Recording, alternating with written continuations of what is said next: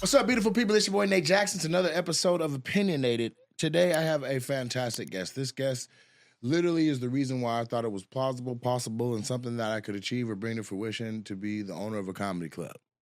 Okay? We all have our impetus. This is one of mine. When you hear about people's journeys, this is one that I've watched and been happy to see. Tons of credits. I would say one of the kings of comedy. I don't give a fuck who was on that special. This is one of the funniest people to ever grab a microphone. Earthquake. Thank you, brother. And I think what you're doing is great. Very few of you, us, Black comedy club owners. And I personally challenge all comedians, they must give back and come perform at your club because you're not a chain yet, you know, if you stay in the business. And we need more of you doing this. I'm going to go for I think I'm going to do 7 of them. That'd be beautiful. I think I'm going to do 7 of them. So in the pursuit of sorting out the original location, which you've done already 2 times, and then this new one that we're at now, we've ironed out all the kinks, all the wrinkles, and all that is taken care of, and there's a clear path to owning pretty much an infinite amount of clubs. It just depends on what I want to do or what I want to pay for, or if it's about circling the wagons in different cities and seeing where a club can go. It seems to me like there's a club in every city, though. Well, I mean, might be, but it's not successful. I think certain places that you go, you'll do well, you know, since you do have urban majority comics. Certain places you can go, and you can go places where, you know, there is no competition, such as Augusta, Georgia, Macon, those different places like that doesn't have clubs. And then you have places that clubs are not done well and they're not ran well in certain areas that you can do well. You know what I mean? So I was thinking about Augusta because they have a military installation. Yes, it's very similar to Tacoma, Washington, with Joint Base Lewis McCourt here. Yeah, Macon to be another place. It's a few places that you could go. That'll be good. Well, tell me this, nigga, why are you so funny? What the fuck? No, man, it's a blessing. It was never epiphany to do it. I stumbled on it, and you know, It's a constant reminder to me because it's you know, coming up with it and coming up with the jokes that it comes. As long as I keep my environment straight and keep it pure, the jokes will keep coming because I don't physically write. And when you don't physically write, you got to make sure your surroundings are good. Well, okay, but I'm a comedian, and so we're going to dig into that a little bit deeper. There's something to a comedian saying, I'm in the hospital, my girl got my card, she running it up, bink, bink, bink, bink. But that's not what you do. You go bink, bink, bink, bink, bink, bink, bink, bink, bink, bink, bink, bink. There's a cadence there's a difference between just humorous, slightly funny, and grabbing your goddamn side like this nigga is ridiculous. What do you say? Bing, bing, bing, bing, bing, bing, bing. And what I'm saying is, you know how you getting many a flawed alerts. That's just letting know she's robbing it. Yeah, she's going crazy. She's going crazy because you're in the hospital. Yeah, but you know what I'm talking about is very specifically for those of you who are like in tune with the structure of comedy. It's the act out itself of he's in the hospital, he's inhabilitated, he can't get out there and get his card from this bitch, and all he's getting is fraud alert notifications. Now, anybody could say that. It's the way you go bing, bing, bing, bing, bing. It's got a cadence to it, Quake, that we have to acknowledge. It's like a 1, 1, 2, 1, 1, 1, 1. Do you know how funny you got to be to just organically pull out that snare combination for the fraud alerts? Yeah, it's like, I mean, it's the same way as a musician, you're just jamming. Yeah. You know, I remember one time Jamie Foxx was talking about when he was doing Ray, and he said he played with Ray Charles. He did? Yeah, he said he played when he got the movie for Ray. He actually sit beside him, and he was playing on the piano, and Jamie hit the wrong note. And Ray would say, "Why would you do that?" You know what I mean? Why would you do that? Why would you do that? Why would you do that? That ain't right. And so that's how it is. Is that you just feel that, and you. I always say my comedy is an extravagant. I just expand on a lie. Okay. You know what I mean? It start off as the truth, and then it expands to a lie. Like you have a brother say, "Man, I was fighting one dude, and I knocked him out." And then 3 weeks later, man, there was 18 motherfuckers. I stumped him out. I grabbed her. This girl came over here, I hit her. You know, right. That type of thing. Right. Expanded on it. Well, you just take it to a limit. You know what I mean? It has a concrete basis of the truth, and you just expand on it more and more on it. So if your girl stole your credit card, she might run it 1-2 times. Right. I take it. She's just killing it back. That. That's the expanding on it. Exactly. That's how you do it. That. Yeah. Fucking hysterical. So when we talk about comedy and where people are forged in the fire and what trenches they came up in, you DC all day? I'm DC, but I never got my chops from DC. All my chops came from Atlanta, Georgia, when I owned my own club. I sincerely did not know that. No, I never did comedy in DC. I didn't get into the comedy game until I got out of the military, out the Air Force. See, that's crazy. So I just had Dominique on last episode, and Dominique was the same way, from DC, but she didn't really start gigging until she was in New York. Yeah, I didn't. First of all, I didn't even know it was a profession. I mean, I love Richard Pryor, but I always loved him from a cinematic point. Right, watching his movies. I didn't never ever watch his comedy. First, I just didn't know it was an occupation. It just wasn't nothing that came across your desk or your lifestyle in D.C. If you didn't meet a comedian. Right. Wasn't something, ball players, drug dealers, hustlers. Yeah, you never.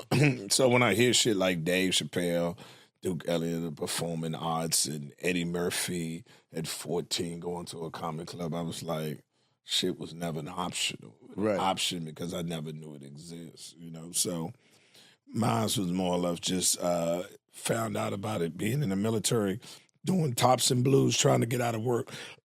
So that was my whole thing about it. And it just they would let you rock. If you kill, you would get out of work? No, what it was is they had a competition. And if you made it if you won in the competition, then your job be no longer as loading bombs for a living. You just go around the base to base performing with an ensemble. It was kind of like Broadway plays. And I was the MC. We do plays, that kind of thing. Of course, I didn't win. And of course you didn't win? No, I didn't win. Because I was never in it for the artistic part of it. It was trying to get out of work. They used to call me Skate Strowman because I skate out of anything. I was in tops and blues, burying people. I'll do anything to get out of work. Anything. Burying people? Yes. When you die in the military, and you want a military funeral, they'll send people such as us over there, and we'll be the color guard and come out there and fold the flag, the performative aspect, and the 12-gun salute and all that. Okay, that's interesting. So it was a necessity. Yeah, I mean it was just another angle of getting out of work. It was like I could shoot a M16 like a sniper. So I was a marksman on that. So I did that until they were saying, well, we want to deploy you to, for the war. And I said, well, then I started missing the target.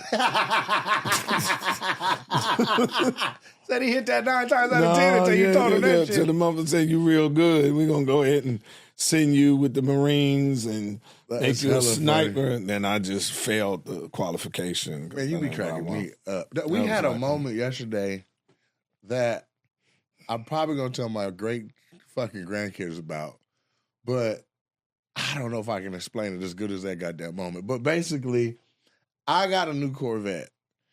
It is very fast. If you think your car is fast, this is probably 2 times faster. Like niggas get a Hellcat and think they rolling 600, 700 horsepower and that shit's fast. This car performs 850 horsepower, okay? I say, Quaker, look at my new car. So we go look at the car. He said, you're doing it, nigga. So then you get in the car. I said, I'm going to show you. I'm going to show you. Bishop come outside. He's like, man, that nigga's crazy, man. Make sure you buckled up. 2 buckles. Quake grabs a buckle. He shows him the buckle. He said, all right. So I back out real slow. I'm on the street now.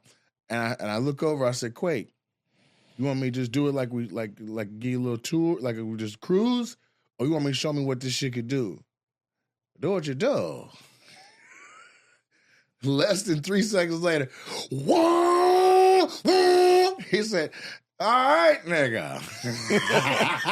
I get it. I don't know why he talks like that. But that nigga said, we're about to be eating pudding. Yeah, I wasn't too worried, man, nigga. You was doing 90 degrees on 90 miles an hour on a regular street. I was like, nigga, you crazy in the motherfucker. I don't take these kind of gambles. I'm too close. I just want to show you 0 to 45 real fast. Nah, that was more than 45, nigga. Fuck out of here. I've been 45. That was 90, nigga. I said, you crazy as shit. Won't have me in this motherfucker. My woman just, what was you doing? Trusting this nigga with my life? And listen, in order for something to happen to you, I gotta be willing for it to happen to me too. You in good shape because I want to live. But it had nothing to do with you. It had nothing to do with you. Somebody pulled out and didn't see your ass. It's over. Yeah. You understand? Every nigga that been in the accident had an explanation. Yeah. We were cool. What could have happened? Yeah, fuck that. I don't take them kind of gambles. But this is the thing. You didn't say we could die. You didn't say you said, nigga, we gonna be eating pudding. We're gonna be eating pudding. Went straight to the example of us laid up in a hospital eating fucking pudding. You see the motherfuckers being there with a helmet on his head. Motherfucker came in there and gave you some pudding and everything. What happened? He was a car accident. He was in the coma. He finally came out. Nah, bro. Nah, man, that shit was fucking hysterical. Couldn't do it. I backed up off of it. So who in comedy? This okay. So I'll say this. It's kind of an ongoing question I had because I'm looking at the game. I look at it in classes, right? Like there's classes of comics. You OG, you out there in front of us. Who, if you had OGs that looked out for you, who? That's one part. And then 2, who are you close with today? That's in the game. Oh man, I last question first. Steve Harvey looked out for me. Cedric Entertainment looked out for me. Chris Rock looked out for me. Of course, the one and only gave me my biggest break, Dave Chappelle. Yeah, with Legendary. It was Legendary. We're putting that out, doing that. And if you haven't seen Legendary, go see it.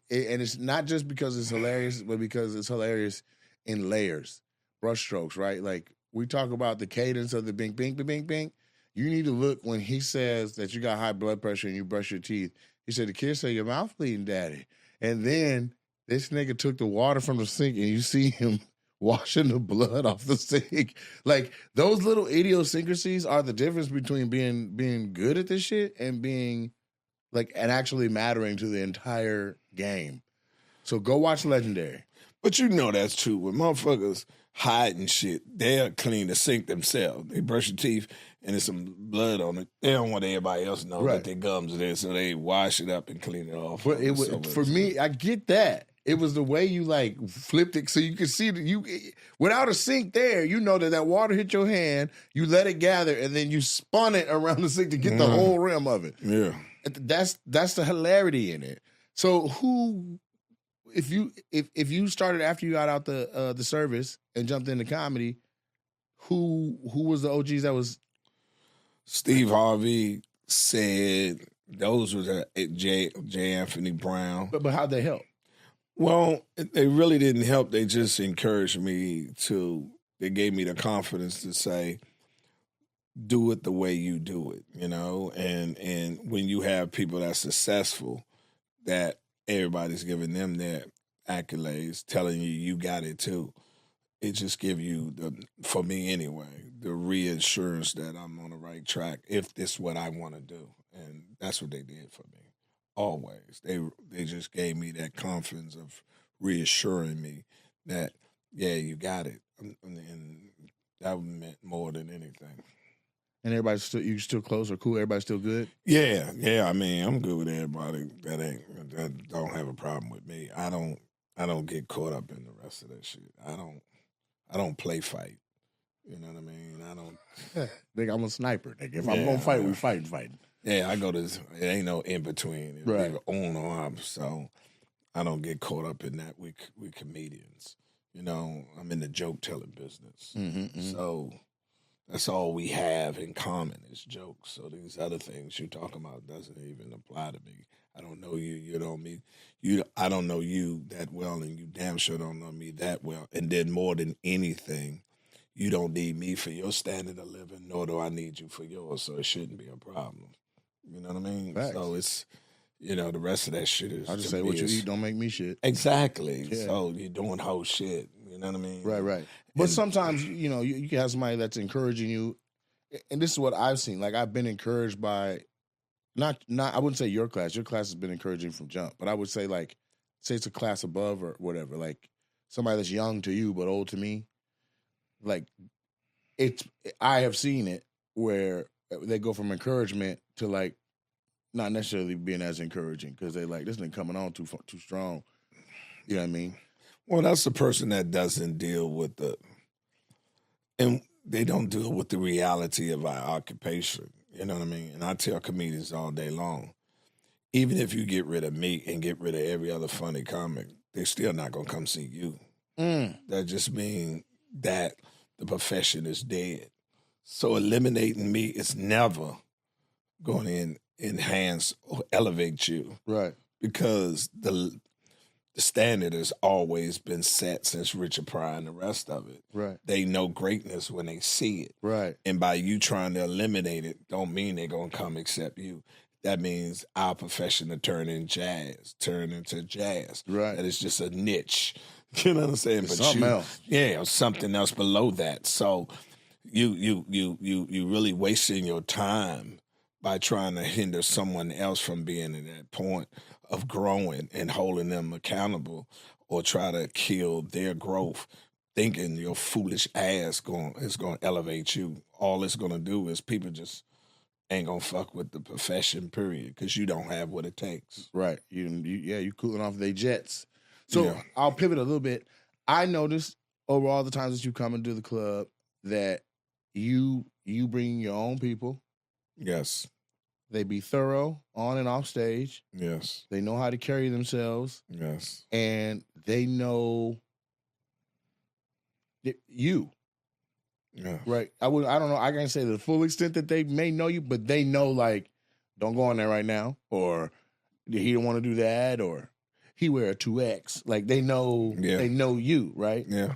And is there a particular reason why you do that, or is that a part of the giving back? Is that the uplift side of the game? Well, I mean, because I see you had Spencer, you had Brandon, yes, and now you got Bishop. Yes. And I told you myself while he was on stage, I said he got funnier because this nigga didn't have no rolling laughs last time. Right. I said he's either saying a lot of words now or got his jokes together. And I went out there and watched. I said, okay. He came back in agreement. I said, what did you say? He told me, he said the thing where he's telling the white women how not to get your ass whooped. Mm-hmm. So are they growing? Well, I mean, he's working. You know what I mean? What I tried to do is do for what, for whatever reason didn't happen for me. Give them an opportunity to be in front of a comedy-induced crowd. Yeah. Other than the crowd that's at the bar. Yeah. Or the crowd that's really came to the club to party and they just got a comedy that night before that. Right. That's not conducive to grow as a fucking comedian.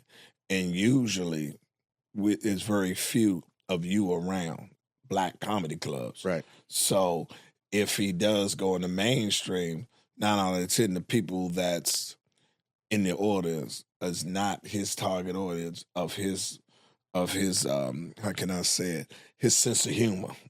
Yes. You know what I mean? So what I tell them is the biggest opportunity is by opening up for me is you're going to have people that's there to laugh.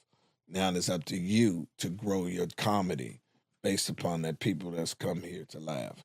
And that's the best place to work out. And then I work them, I let them work for me, they don't work for me, work with me until, I feel it's time for them to go ahead and branch out and do for themselves and give another young comic a shot. What does that look like?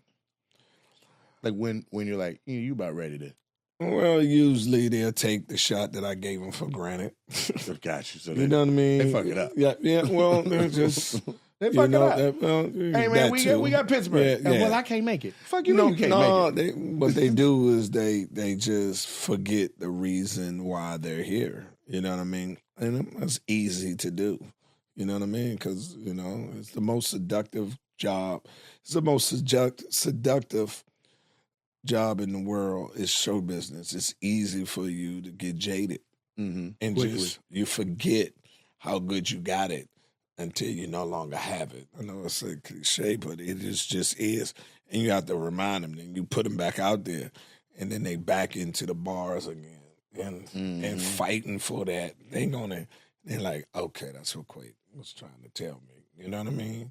I said, the most beautiful thing in the world as a comedian is when you can put your name on a billboard and somebody stop and come pay and buy a ticket to come see you. And until you get to that point, you need to be very grateful for anything you get in this business. Yeah, I tell my openers all the time, they ain't here to see you, nigga. That's what I gotta say. Well, I tell them this. No, I'm not bullshitting. No. They be like, man, how much time I got? I don't give a fuck what you do. Get out the way. You here, you got a flight, you got a hotel, you getting paid to perform, nigga. It don't matter what you do. When we go, if you don't believe me, look on Ticketmaster reviews and see how many are like, all the openers were so amazing and memorable. Nate was cool. Well, it's not how it happens. It goes, I fucking love Nate, and the openers brought that shit too. Right. They might say it by name, but at the end of the day, I've been an opener. I've been a feature, and it would behoove you to know rule number one is never outshine a master anyway. So I just give them that perspective. We got 4 hotel rooms. They got 1 big one. I'll be goddamn we checking in and your ass in the big room. Well, what I tell them all the time, I tell the people that works with me, they came to see me, but you want them to leave remembering you. Very much so. But also understand that I'm allowing you to have access to this audience that I've procured over years of grinding and getting them from posting on the internet. So if you out, please go. Say your social. Sell your shit. Do your shit. But don't turn around and act like that's not what the people here for. Right. Because if I wasn't here, could the 4 of y'all do this? No. Exactly. So I say it. I'm not to drag them or to keep a hand over them or nothing like that, but just be like, let's keep our perspective. Yeah. Sometimes you have to say that. But see, I have a mechanism. I usually don't personally have to say that. I have a person that says that for Somebody else says it? Oh, yeah. I want them to hear it from me. I don't want them to wonder if that's my sentiment or not. No, because because 9 out of 10, I'm not the one that hired them. Okay. They get referred to me by that person, and then that person know what the standard is, and they say this the person is, and then me and them become friends and just work as comics together as a show part of it. Now, if it fucks up doing the discipline part of it or something has, then I relay it to the other person like that, and he keeps the score. And tells them, okay, you this, and that. If you continue on, there's 1,000 other motherfuckers that want to take this. So you got somebody doing your grim work in that regard. No, it's not grim work. This is an organization. I have no time for that. I'm trying still. I have no time to manage no other body on the team but myself. I'm responsible for nothing but the jokes, and everything else is the responsibility of my team. And I even have to deal with the discipline of somebody that's on the show. I feel if I have to sit here and have this kind of conversation with you, it's stopping me from achieving what I'm doing. Could have been writing a joke. I could have been doing anything else. I don't have that time to be a disciplinarian to you. and a misunderstanding on that point. And most of the time, I give grace for I call it not growing pains, but growing grace, right? Like if it's a new person around, I give them grace for some fucking up. But I'm not going to keep telling you the same thing twice. Yeah, I mean, I'm just not. It is a great shows part this weekend in 4 cities, and I ain't got time to be. I don't have time. So you better than me for having somebody to come in and do the grimwork so you can stay nice. I'd definitely be like, let me holler at you personally. No, I don't have time for that because see, it'll change my attitude towards them. Well, not even towards them. I have other things. Oh, you just mean in general? Like, yeah, general. You got to go there mentally now. Yeah, I got to go there mentally. Yeah. Now I'm in another space. Yeah, now I'm a principal. You know shit. I'm not calling you. I send you to the principal office. Right. I'm not the principal. Right. You know what I mean? That's why teachers send them to the principal because she got other people to teach. Right. Got other things to do. I have no time to discipline and different on it. It's understanding and then come back. And we don't even discuss it. You know what I mean? Right. We don't have to see go your behavior over change. Huh? You just see their behavior change because somebody got the message to them. Well, to err is human. And you know, it's always a learning process when you're dealing with us. Right. You know what I mean? I'm structured. There's certain things that I rely on the person that's opening for me up, that I rely on that helps me do what I do. Right. I don't like to be at the show before it's time for you to call my name. Right. Certain things, and once we got that understanding, don't deviate from that. You get what I'm saying? Do your goddamn whole 30. If you don't see me, stretch. Yeah, exactly. Mm-hmm. Stretch and what time it is, and when you get there, the club, you speak for us. Mm-hmm. It was a 7:00 show. Shouldn't start at 7:30. You know, you go on 7. You need to tell the motherfucker, I need to be on stage at 7:05. Yeah, because all that does is make the 9:30 show 10:30. Yes, and it's not gonna not come. It is not already out in line. They already online. So how the first show was late. So you have to give them that power. Hey man, if the show ain't started, then call the people. Yeah, and so that is usually that right there is what is that's the catalyst where I'm like, they're not here for you. For instance, at these theater shows, parking be different. Yeah, and so and people aren't.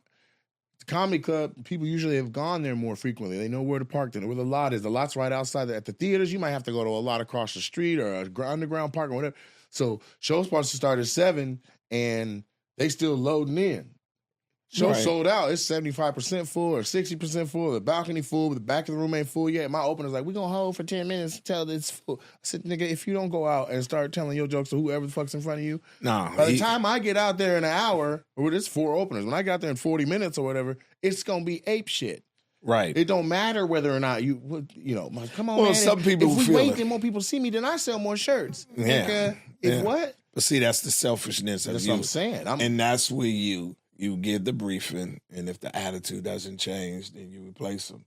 And you don't have to do it. I don't at all. See, I don't even deal with it. Someone tap them on the shoulder, say, I need to see you in the office.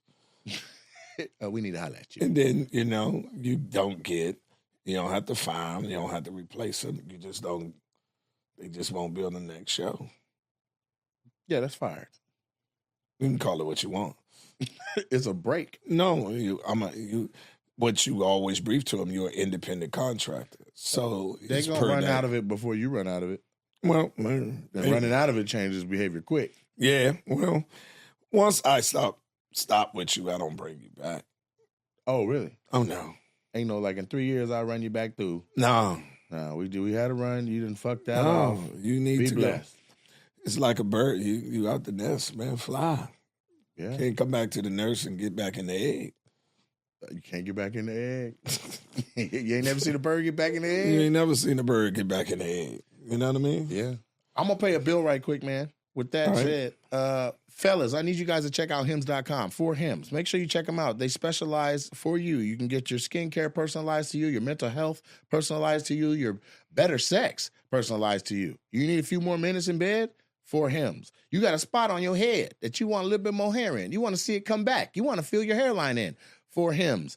Go on there, sign up with them, start moving in the right direction. You get a personalized weight loss plan. You can, if that's what you're into, it's designed with one goal in mind, helping you feel happy in your body. You need to eat healthy, get strong. You can find nutritional, protein-packed recipes in the Hims app to help you maintain muscle mass. It's not just one thing. It's several things. If you're interested in any of that, check it out. Use it as a resource, forhims.com. That's the first thing I want to say. Second, I want to say another sponsor is me. The Roses Collection, my clothing line by Nate Jackson. This is a collection of clothes for the big guy that wants to be fly. You ever been to the store and you ask them, do you got this in my size? And they don't? Well, you don't have to worry about that no more. We specialize in 1X to 4X. If you little, you out of luck. And yes, my shit is fly. It is made and manufactured in Pakistan. This is combed cotton. What I'm wearing right now, look at it. Fly as shit. This is called fleece print. This ain't out yet. I want you to know this is 2 seasons away, and I already got it. It's like screen print, but it's with fleece. Everything feels good. The average sweater is 200 GSM in America. This right here is combed cotton, 350 GSM. This feels like a car cover. This is fantastic in regards to the fabric, the feel. I'm very comfortable. It's not hot. It's light. It's also pants. So this whole outfit is my brand. Hat, hoodie, pants, everything but the shoes. And who knows, shoes may be coming soon. Go to rosescollection.com. And in that spirit, I got to give some roses. And so my roses are going to go to Quake again. And this is for, I know we just came off the section talking about when they got to go, but it's for having, I don't want to say an appetite. It's not an appetite, but for having in you a desire to want to give back to the comics in a way where it actually affects all of comedy. Somebody may not be with you anymore, but they learned, and not being with you, they're like, if I had a time machine, I'd go back and you don't get a chance to undo, but you can learn and move forward that way. And so I've watched young comics come under your tutelage. I have personally seen your work ethic. Literally, I have been on Runyon Canyon, like I'm gonna get my shit together. And I get out to Runyon and Quake coming the other way. Working out. Health is wealth. And so I want to make sure I get my roses to say, because you have every right in the world to just be completely selfish and not give a shit about none of that. But you actually you care. And that's what these roses are for. The roses are for the heart that you share. And in this game, what I've noticed is the comics from your class, they kind of have to cover that. They kind of be a little more callous. You know what I'm saying? I'm looking at the how long you been doing comedy? Over 35 since 91. Okay, so yeah, the comics that came up in the 90s, you guys had it a lot more dog eat dog, me versus you, right? Our class is like, hey man, tell me, like Bishop literally was like, so what are you doing that you got social media popping? I didn't say, man, get your dumb ass out my car asking me the secret to my success. I said, this is what I do, man. You post every day. It's a talent show. Get the internet something every day, right? You have to understand, like, in the 90s, that question probably would have got you banked. Like, that's how cold they were. I've seen niggas take another nigga's set list and tear it up before a competition set. Old niggas. And Tony Spires has told me story after story after story of how it was. We did the Bay Area recently. Somebody about to run the light. Other comics were lighting them with their cell phones. Back in the day, everybody like, nigga, that nigga ran the light. Right. Fuck him.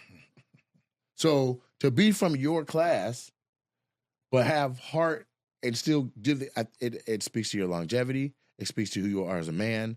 It speaks to really like the genuineness that you are as a person. Those are my roses that I'm giving to you based on the Roses Collection. So make sure you check out the rosescollection.com. And I'll move into a couple other questions and then we get up out of here.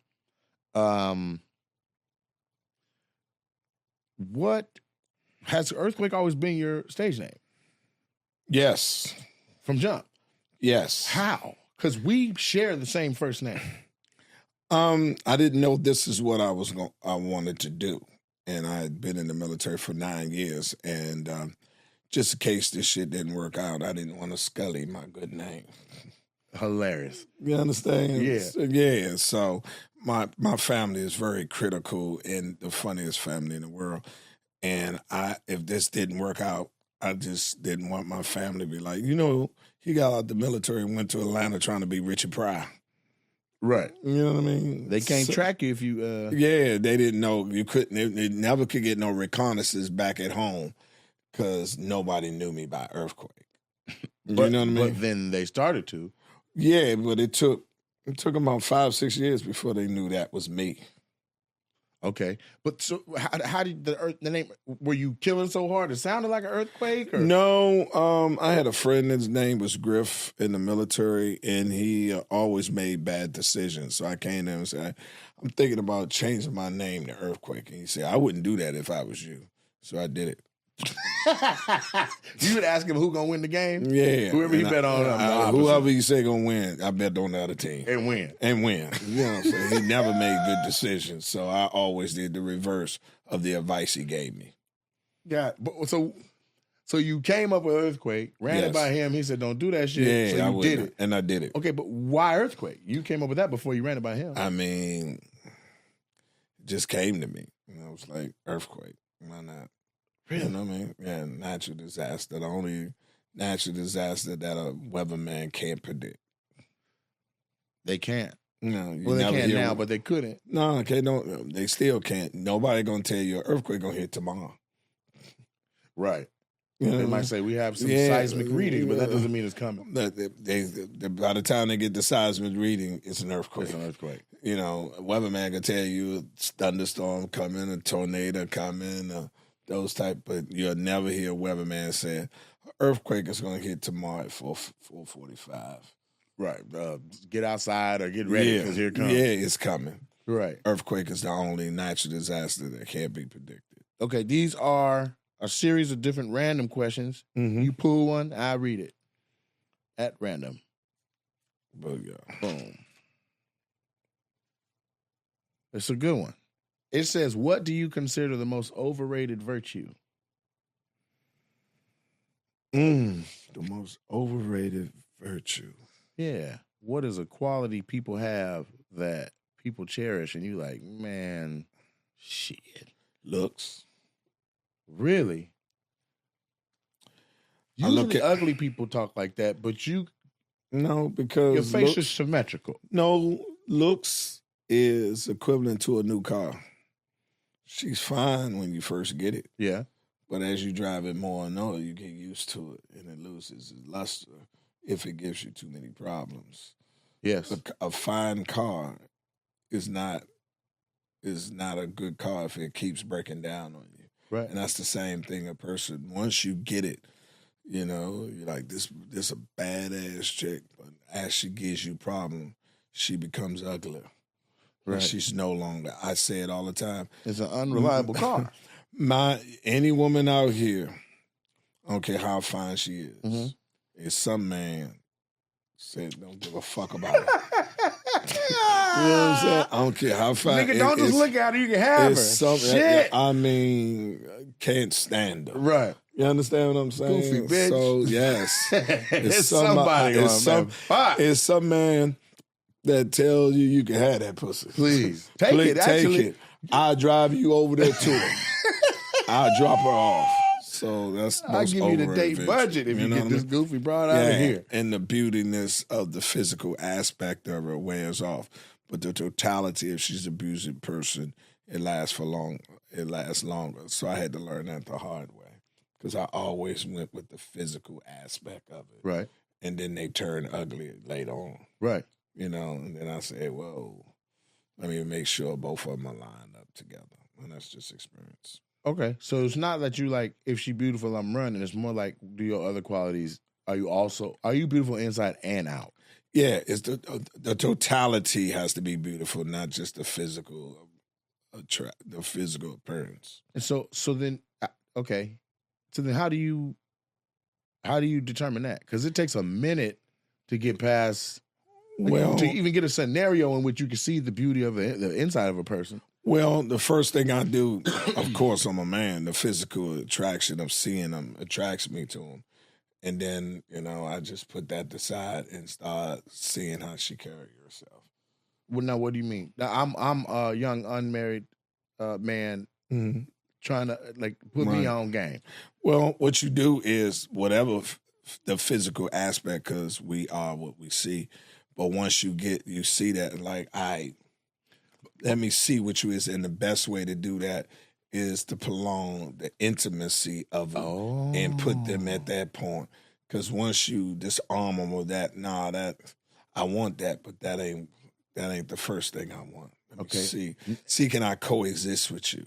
Now, you said you were structured. Mm-hmm. Is there a structure to that? Is there a time that I should? Yeah, it's Steve Harvey's 90 days. No, don't. It's you'll have to feel it, because eventually who she truly is, it's gonna come out. It's gonna come out, and you to me, you mask it with the physical aspect of it, because that's what we love as men. But if you put that to the side and just allow her to show you who she is, and the best way you put her that way is, I believe what you said, that you are the baddest chick out here. Now I just want to observe it and let me see it. And then you'll get to see it.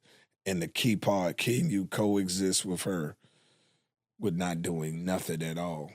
Just if you was in the Bahamas with it. Or do you need certain things for y'all to have a good time? Do you have to be doing something, or do you have to be the clown, or the court jester? You got to be on. You got to be an entertainer. The financer, right? Or doing these type of things. Can you just sit there with you and her, and she occupies your attention and your time, and it goes well? And I was fortunate enough to find that. That's a blessing. Yeah. Oh, it's a truly blessing. What I'm coming across now is having to strengthen my spirit of discernment because of the social media popping that I did. They know who I am. Like I imagine you meet a woman, she know you quake. Yeah. So then here goes the Oscar performance. Yeah, but the movie, who they truly is to truly come when you sit there and you just almost say, I don't want nothing from you, but that part of you I can wait to get. Now show me why you the best woman for me, and I'm willing to do the same to show you I'm the best man for you, and then take it from there. And the objection of the job. You're looking for Miss Right, not Miss Almost Right. Right. Do you disengage yourself, or do you got somebody that makes that call too, so you can stay focused? No, I got people to disengage that. With the They'll put out. bitches? Yeah, I got a put out crew. And they like, yeah, that's a wrap. No, what I do, they because we're business. We're not a businessman like Jay said. We're a business, and I can't give you how much I care about you. I can't give you the opportunity in case you're not an adult or you feel that you entitled to something. Put me in a position that false accusations can go. So the best thing for me to do is call my get out crew, and I walk out the door and they come in, and then ask you to pick up the stuff and everything. And if they was living with me, take them, make sure I put them up in a hotel for a month and so they make a transition to get to where they living at, help them get back on their feet. Remind them the NDA. Things and everything. Shit. Yeah, and then we can go somewhere publicly and sit down and have a conversation where this didn't go off the rails. And I tell them, and a lot of them be upset. And some of them probably see it now and they understand, and I'm trying to explain to them it's not personal, but I have to protect this. My personal life would never endanger. Too many people depends on this. My standard of living depend on this.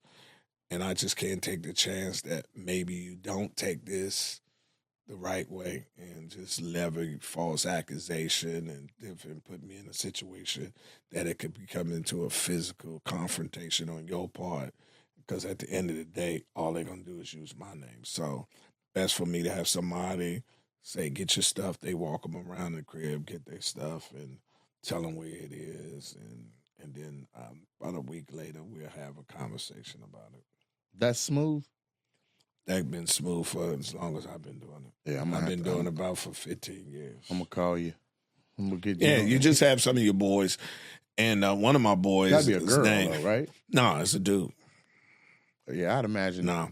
He just, what the you do is. energy a girl's going to give would make that be a smooth thing. No, the dude is more even better because at that particular point, they're arguing at him. Tell him to come. He's a bitch motherfucker. He can't say anything. Right. Telling them, I was like, hey, it ain't that he ain't this. He just says best this way. And you give him a stimulus package or some money, financial.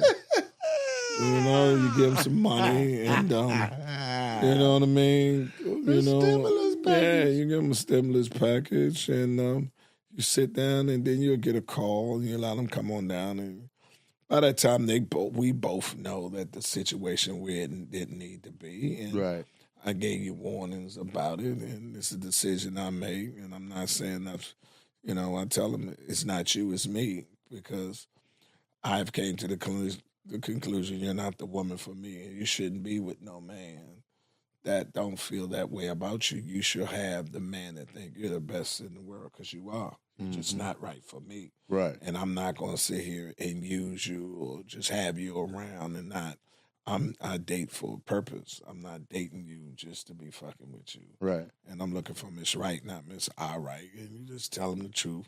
And the only reason I did this just in case what I was telling you, you couldn't handle it at that point, and you would have did something that I know you would have regret, which would have caused me to do something but my reputation would have took a hit for it, and I have to protect my business, which happened to be me, so I don't put myself. Yeah, we're a brand. Put myself in that position. So the best way is he just walk you around and let you grab your stuff that is, and when they leave, the locksmith come in, change the locks, and then I come back home. Where do you go while all that's going on? Anything. Go to dinner, check a movie out, go visit some friends. You know what I mean? The movie was incredible. Yeah, when I got home, my house was my house again. I mean, if it happened on a Thursday, I go on the road. Right. Come on back. Yeah.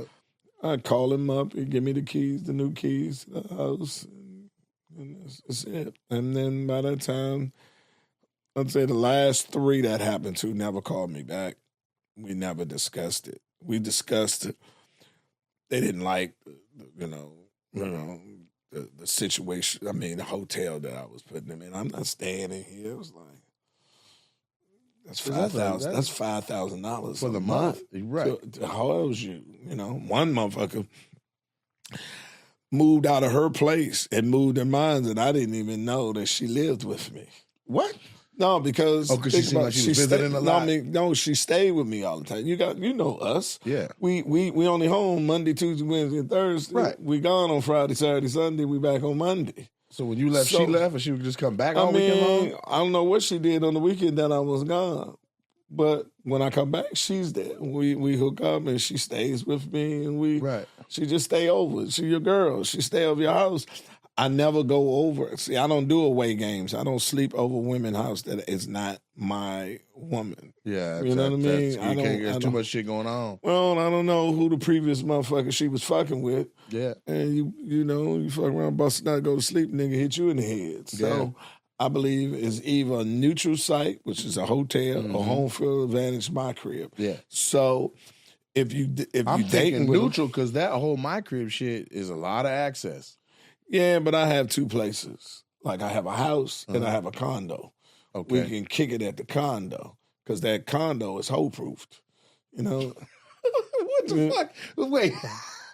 It's not fireproof. Hole-proof. What is Hole proof means Nigga, what is that? hole proof means No sharp corners? No, ain't No nothing, knives in the house? Nothing invaluable, none of your important shit for them Yeah, to you tear this steal or motherfucker up, anything. it's gone. No, just they nosy. They can go into your business, how much you make. Got you. See, when you at home, you take your ring off, you home. Right. But you can't do that if you fucking with a woman that ain't your woman. Yeah. You see what I'm saying? Yeah. So you don't bring them to your home. You take them to your condo. And that's hole proof because you don't have nothing of valuable in there. You got little what I call cheese for the rat. You have, like a 14 Fool's gold and shit. Fool gold, and then 14K gold, one little black earring, right, and that kind of shit. Then you can sleep comfortably in that motherfucker. Because if you leave, you can leave her in the house. You ain't worried about her snooping because ain't nothing you got important in there at all. So she but can there go gotta be through enough shit that she think that's where you stay for real though. Well, she doesn't know that because she doesn't know about the house because she never been to the house. Right. The other place got clothes and everything in there too. You don't know that is not my primary resident because everything that makes me comfortable that's in my house is in there except for my valuables. Right. You know what I mean? Yeah. And so, then when it elevates, then you be like, okay. You came up with this on your own? Yes. This is genius. And how far from not don't be too specific, but how far from your, let's call it valuable home is the condo? Oh, 15, 20 minutes. So the condo's more central. Like, this ain't far for the Yeah, right off the highway, easy. My house in Calabasas. So, be different. You sit there and you don't bring them there. And then if it does materialize into something, and you just tell them, I got a house. And then they say, nigga, this is a bit. She said, there's no quake. Say you got a house? I'm like, yeah. And then you take it to him. And she drives 15 minutes. Yeah, 15 to see minutes. real life to be like, God damn. And then look him in the face. I didn't know that we would get this close, and I couldn't bring you to my home until I knew we would be at this point. So that's just reassure you that I'm into you that much because I'm sharing this. So they ain't even taking it wrong. They like, you know what? No. Thank you for this new level of introduction. No, that shows a more commitment that you are, that the relationship is progressing. They don't look at you and go, nigga, is there another house? Well, no. Is there another? One. Is there another goddamn level house? Yeah, I mean, no, they just, they're so happy that they see progress in our relationship. Right. To the point that the mirror that you didn't initially introduce them to that, they're not upset. They get upset when they find out. I can see that backfiring, like, all the shit that we done did, nigga, and you ain't tell me you had a home down the street? No, you was going to do that if I had a home or not. I didn't ask you to do that. That didn't determine that. You did that because you wanted to do with that. Right. If that was a determination for you to do that, you're the wrong chick for me anyway. Right. This is explaining who I am. And most women that you get to that point, they know you that much to understand he has those gardens, and this is a growth. This is a step closer to the ultimate thing of us being together. Now, my sister is a relationship guru, national best-selling author, keynote speaker, and she has a whole concept that she teaches women and men about gradations, about first dates being like low energy output from men, first step, second step, do something else, keep it in the afternoon. Like, it sounds like you low-key saying that same stuff, but I have never heard nigga have a middle house. I never heard of having a hole proof condo. Yeah, because women are nosy. Okay. And then you don't know if you could trust this woman, and you just allowing her all into your house with all your personal. That's what I'm saying. I'm sorry. Like, man, I don't want it. And they be ready to come over, but it's like, we need to go somewhere else. Yeah, but see, you can't do hotels. All in my shit. I want to go to hotels sleep. Gonna be all in your. Exactly. You can go sleep comfortably. You can do whatever because there's nothing valuable in there that they could take that you can't replace because you hole-proofed it. Or even hole-proofed has got to be the word of the day. But even like, will they like be taking pictures all in your shit? So like, can you? Now, anybody that ever been in your house is like, well, oh, she was up in there, huh? Exactly. So when the girl lived with you and you didn't know she didn't have a house no more, she was just at the condo? She was at the condo. So she lived with you, but you didn't live with her? No. Nigga, this is amazing. So when I tried to put her out, she said she had nowhere to live. I said, what about the apartment that I met you when when I dropped you off when we met? She said I was spending so much time with you. It was foolish for me to keep my place. So I just put my shit in storage and stayed with you. I said, oh, okay. Well, let me help you get your apartment back. Or get your shit out of storage and put it somewhere. I helped her get her apartment back, and it's the stimulus package, and help her move her shit back in her apartment, and kept on going. The term stimulus package, is that like, how do you determine, it's not like it's approved by Congress. No, it's whatever you need to help you be back self-sufficient. That's about without me. About $5,000-$8,000. That should do it. Some of them is $5,000-$8,000. Some of them is higher than that. You know what I mean? It's a severance package. Service package more than anything. Yes, and it's you just want to make Does it sure. come with an NDA? Well, no, I don't even need an NBA because most women that you deal with, if you're that good to them and the rest of them, they have any conscience about themselves. They've been dogged out before, and they can't throw you in that thing on it. They can't put you. Me and my ex broke up, and I moved, and I let her stay in the condo we had together for another 2 months with no pressure to move out. Like I'm like, just get land on your feet. I'm not gonna pressure you. Exactly. And I bumped into her dad, and her dad was like, "Nigga, you don't even know how much that like we appreciate that aspect of how good of a dude you were to our daughter." Yeah. Because I've thrown bitches out my house. I'm not, and this was him being a man. He's like, nigga, I've thrown bitches out my house. No, I can't do that. In the night. I got daughters. And the only thing I got, not only daughters is, you know what I mean? It just didn't work out. Yeah, I don't hate you. And it's nothing wrong with you. You're just not right for me. Right. And how can I help you make this transition better? Yeah. You know what I mean? Yeah. And some of them, it costs a little pretty friendly. And I got friends like you. I wouldn't do that shit. I said, but you're not me. Right. You know what I mean? And I got to make sure she's right. This is what I'm saying when I say the heart. It's cold, but it's warm. Does that make sense? Yes, it does. You got to get the fuck up out of here, but I'm going to help you get the fuck up out of here. Yeah. We'll do one more card. I like these. This is at random. I like that. Okay. I like this one too. We're going to learn about Quake today. This card, and I'm going to add to it. This can't be anything to do with stand-up. All right. Which talent would you most like to have? Most like to have, but I have other. Okay, most you see what I'm saying? to have. Oh. It got to be something else. You're very talented, but what if you could have one more talent? You could rub a genie bottle and they give you one more talent. What would you like to add? Man, singing. Really? Yeah, man. Johnny Gill is one of my best friends, and I envy that. Because if you could sing, that done it, boy. You gonna have to get hella more condos, nigga. If you could sing, you gonna have all the condos in the valley, nigga. Yeah. I can sing. You can?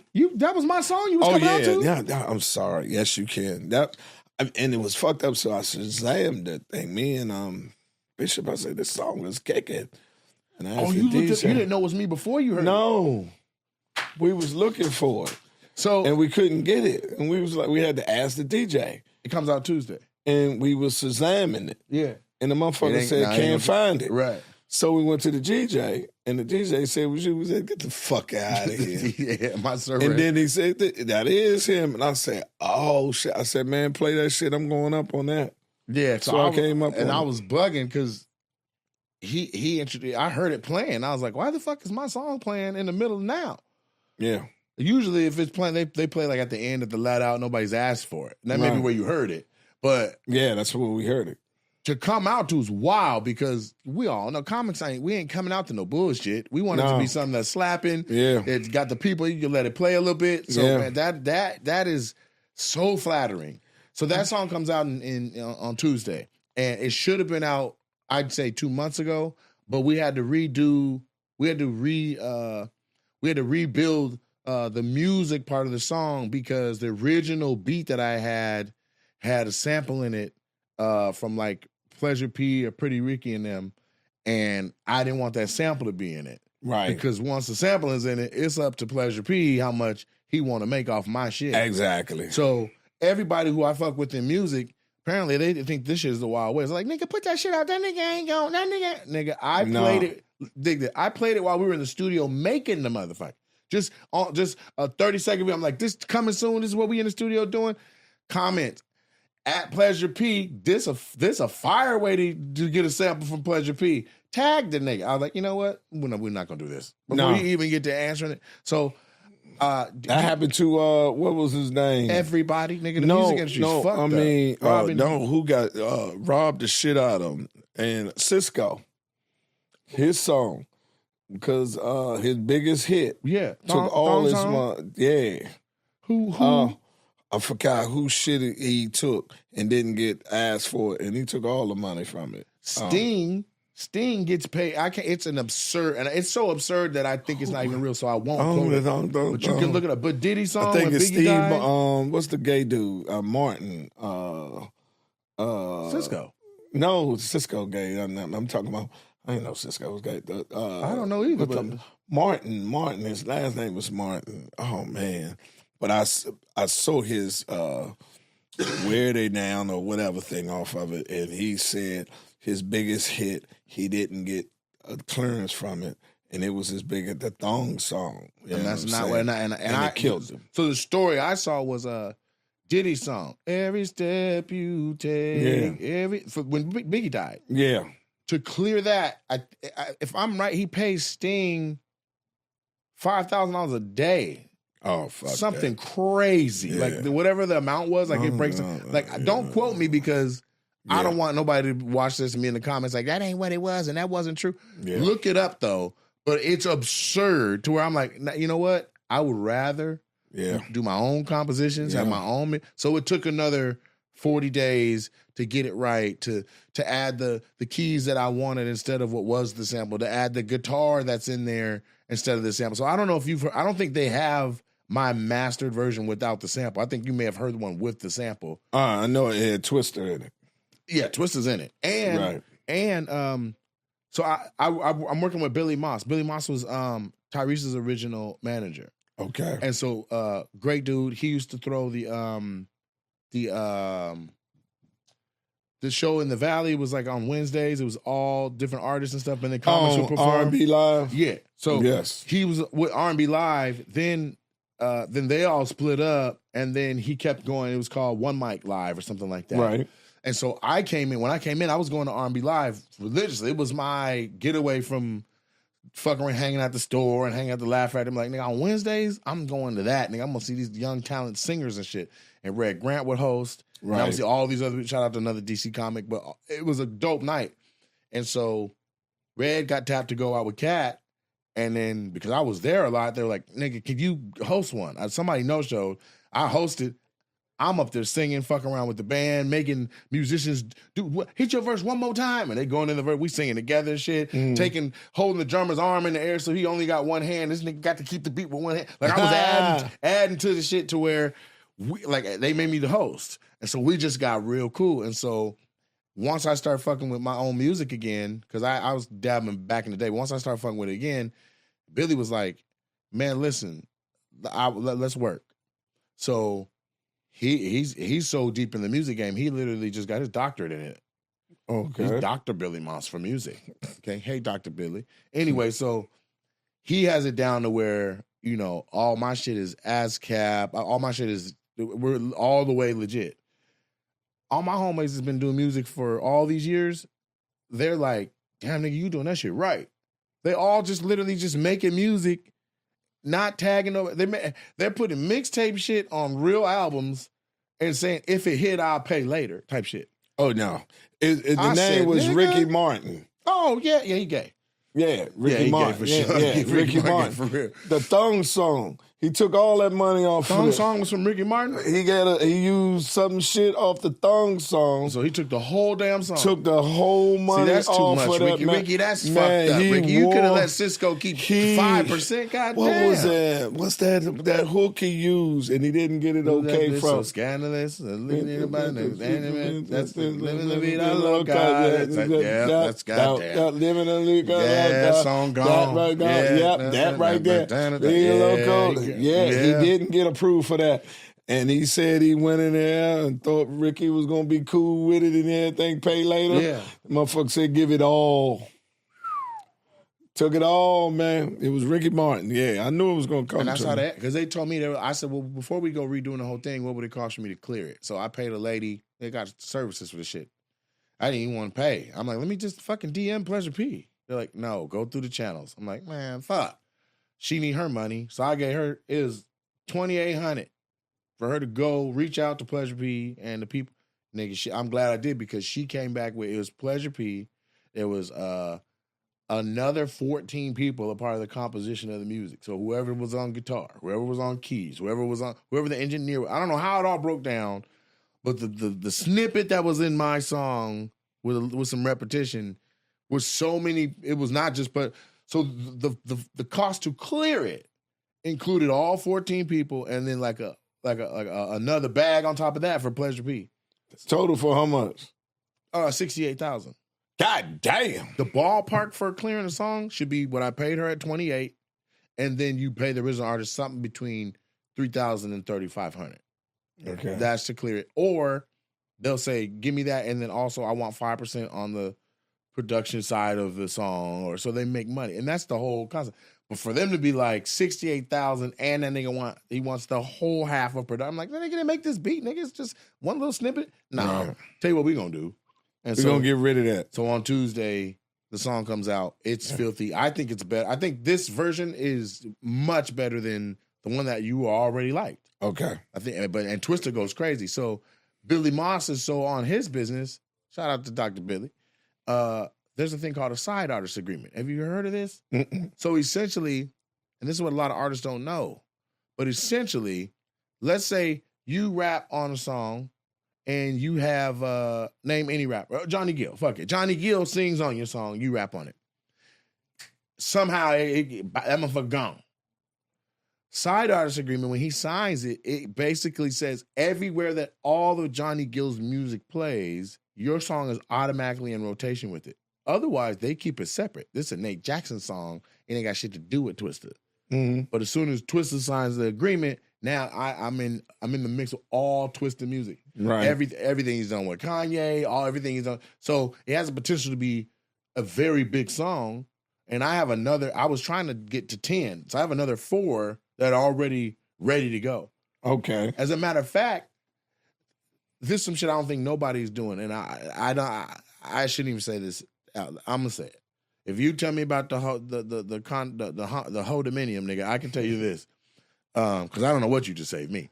At least some shoes and some cut up blue shit. But so the concept is you make a song, right? Mm. You take that song, you put it in the system, and it has a way to tell you what samples it picked up. Mm-hmm. Then you pay the lady the 20 or whoever the person is, and they go track down who has the ownership of the masters. It's not the artist. It'd be somebody random. You're like, what the fuck? When did he buy right? So what I did was I did it backwards. Like I just reverse engineered it. Instead of making the song and then playing Where's Waldo, but who owns the shit that's a part of it, let me talk to the people that own shit and just try to buy something. Like, hey man, let me remake this song. I'll just pay you now. Right. For whatever the fuck I'm gonna do. So, right. Nigga, I have permission to make a song over the Adina Howard T-shirt and panties beat. Mm. And that beat is so iconic that I can't even front. It's intimidating to be like, I'm gonna put new words on this fucking hit, you know what I mean? Right. But when I get it done, I think that one's gonna go around the world 6-7 times. Yeah, I mean, I always wanted to do an Orange Juice Jones type shit, comedy over that type of thing. Don't even look in there, baby. You're close. Gone. That kind of shit. That kind of shit. But you should do it. Yeah, I am. I'm just. What the hell's stopping you? Yeah, I'm gonna get it. I'll help you. I get it. I'm gonna get it done. You in L.A.? Yeah. Dr. Billy Moss in L.A. Tell them what's up. And tell Twister I say I ain't seen Twister in about 15, 20 years. You know him? Yes. Outstanding. I'll definitely mention something. Yeah, please tell him I said what's up. He didn't know me. I just reached out and through a DM, and his people hit me back like, if you serious, Send it. I sent the shit over. I said, what's it gonna run me? They said, what's it gonna run me? I did it. Done.